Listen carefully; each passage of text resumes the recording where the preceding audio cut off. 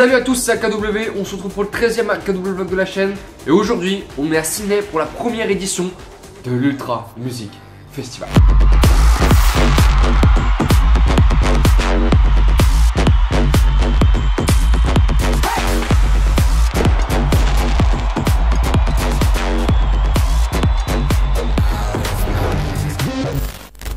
Donc ouais, ils ont décidé de faire deux éditions de l'Ultra Music Festival ce week-end en Australie. Donc il y en a une partie qui a eu lieu à Melbourne hier et une autre partie qui a eu lieu cet après-midi du côté de Sydney. Donc petit moment d'histoire, l'Ultra Music Festival a vu le jour le 13 mars 1999 à Miami. Donc grâce à Russell Favish et Alex Holmes. Donc c'est là-bas que le festival a vu le jour. Et la plus grosse édition, voilà, reste quand même celle de Miami. Et il y a des petites éditions qui ont fleuri un peu partout dans le monde, voilà, telles des petits bourgeons. Avec notamment Singapour, où il y en a au Japon, il y en a en Corée, il y en a au Brésil, en Chine, il y en a en Europe, en Croatie notamment. Et donc ici en Australie, ce week-end, première édition.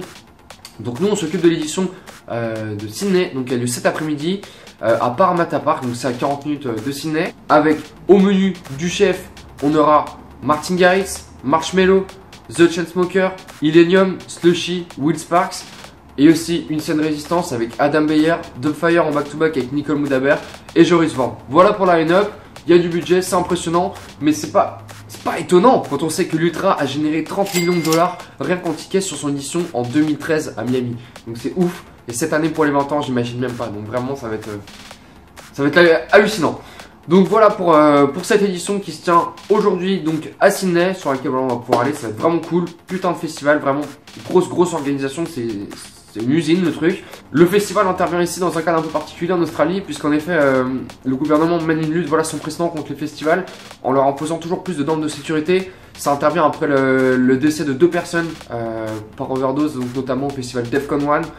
Et puis la première ministre, donc Gladys Berejiklian, avait déclaré, je cite, qu'elle ferait tout pour fermer ce festival. Et donc maintenant le gouvernement impose des taxes pour la sécurité au festival qui sont vraiment très importantes. Je pense notamment au festival Mountain Sound, donc qui lui a dû payer 200 000 $ de taxes de sécurité en plus, ce qui a dû le forcer à annuler l'événement. Il y a aussi le Safari qui avait été annulé pour d'autres raisons. Donc voilà, c'est un peu tendu le climat à propos du monde de la nuit et des festivités. Il y a eu une manifestation qui a eu lieu jeudi à Sydney avec pas mal de gens influents de la scène musicale qui se sont réunis pour notamment protester contre les répressions toujours plus importantes. Il faut savoir que les clubs ici ferment à 3 h et que le lockout, donc c'est-à-dire tu peux plus rentrer après dans les clubs à partir de 1 h 30, c'est-à-dire que dès que tu sors c'est sortie définitive, c'est à 1 h 30. Donc ça a vraiment pénalisé la scène musicale. Donc voilà pour la petite parenthèse politique un peu, voilà pour savoir ce qui se passe ici dans le contexte. En tout cas cet après-midi, l'Ultra s'est maintenu, ça va être vraiment ouf, c'est un festival international, je suis trop content de pouvoir y assister, c'est un truc de ouf, et bah tout de suite on y va.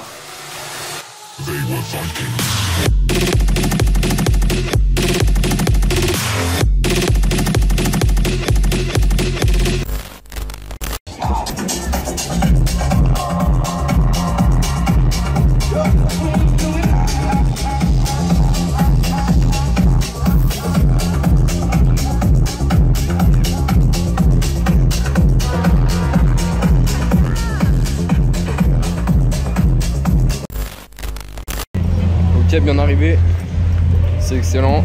Donc il y a la scène résistance. Là je me dirige vers la main stage pour voir un peu ce qui se passe et tout.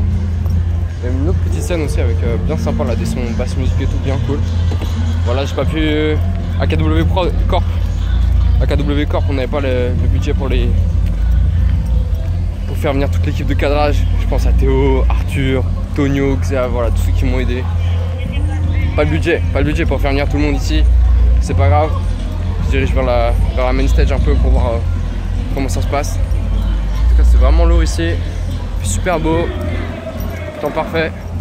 Et là dans 40 minutes il y a le set de Will Sparks. Je l'attends au tournant lui, Hop, la main stage juste là-bas.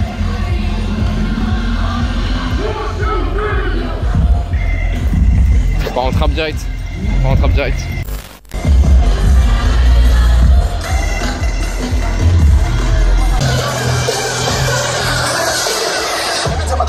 gotta say it, then I gotta go, and then I gotta get it, then I gotta blow, and then I gotta shut it, any little thing.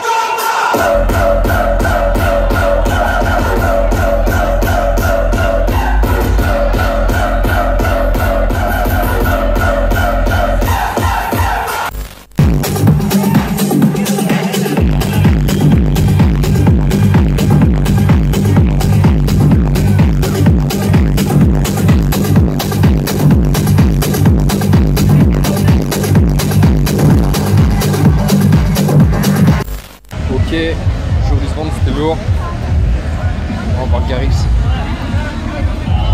Ça va être au double. Martin Garrix, c'est bien. Vous avez vu, on va voir ce que ça a donné, c'est excellent.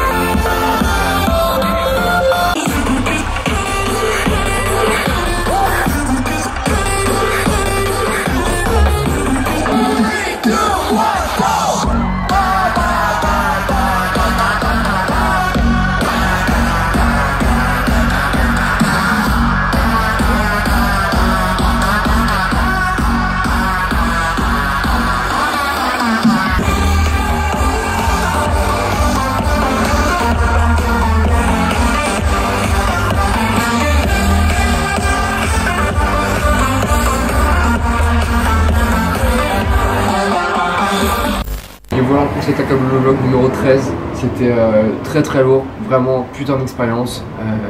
C'était bon, tout simplement ouf.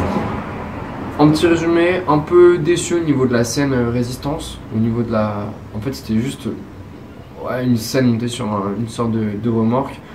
Enfin, ok, d'accord, il y avait le petit. Il y avait la scène qui passait au-dessus avec les écrans LED, c'était assez intéressant, ça apportait un petit plus.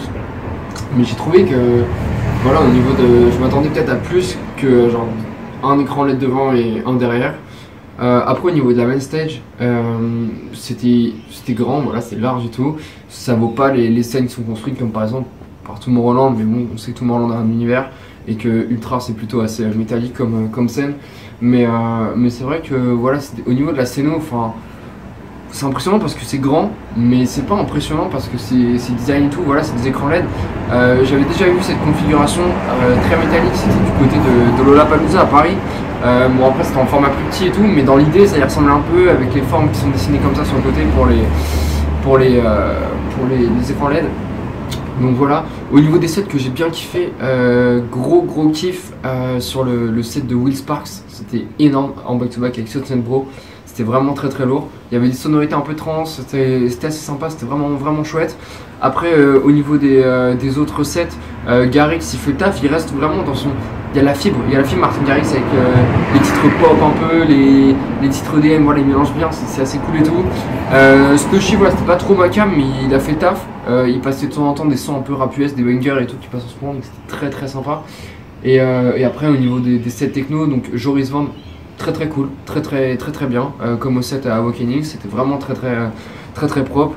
Après ça tapait un petit peu plus pour Dubfire et Nicole Moudaber, donc ça c'était très sympa aussi. Mais sinon dans l'ensemble c'était vraiment un bon festival, énorme présence policière. Je pense que eux à mon avis l'attaque ils ont pas besoin de la payer, il y a déjà les flics, c'était impressionnant.